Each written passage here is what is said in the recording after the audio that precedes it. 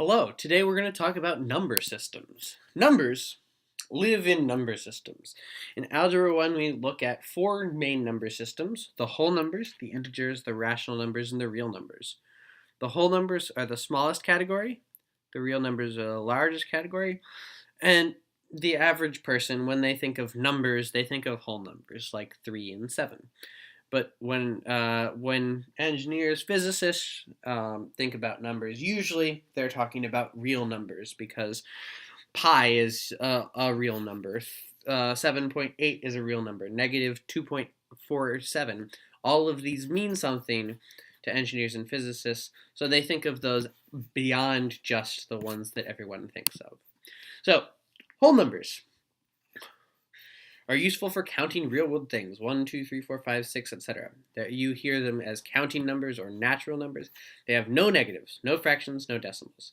They're the least useful for doing difficult mathematics, but they're also the most useful for just thinking about what numbers are.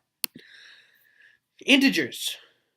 Integers are when you start including the negatives. So they're useful for when you're describing about gaining or losing points. So Brad is down $200 and Stephanie is down $6,800.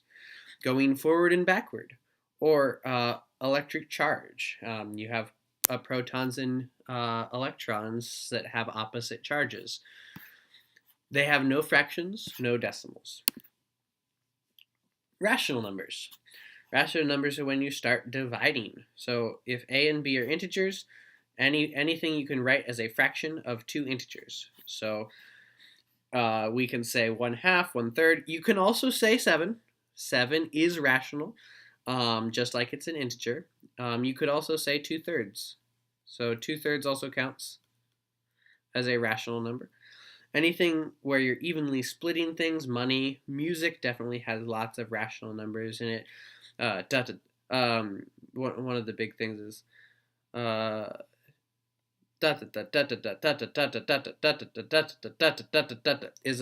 a hemiola. It's a way of splitting 6 beats into either 3 and 3 or 2, 2 and 2.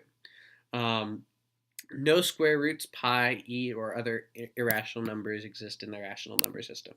And real numbers include anything with a place on the number line. So it's useful for measurement, time, position. There are numbers that aren't on the real number line, but we're not dealing with them for the most part in Algebra 1. No imaginary numbers. So why do we care? When you say this claim, whenever you add a number to another number, the sum is bigger than the original numbers.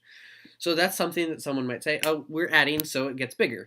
Well, that's not a clear claim until you say, whenever you add a whole number to another whole number, the sum is bigger than the original numbers. That's true.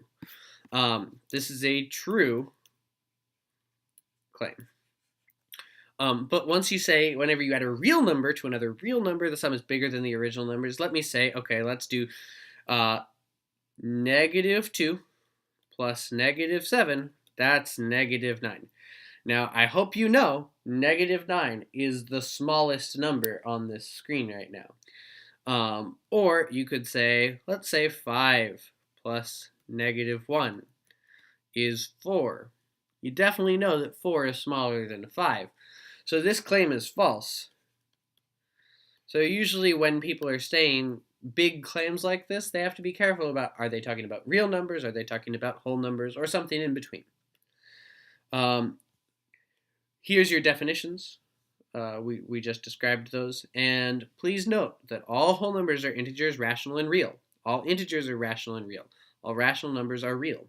So whole numbers are the smallest category. Real numbers are the largest category. 3 fits into all these. -17 fits into 3. A fraction is rational and real, but not an integer or a whole number. And square root of 2 is real and none of the others. Thank you.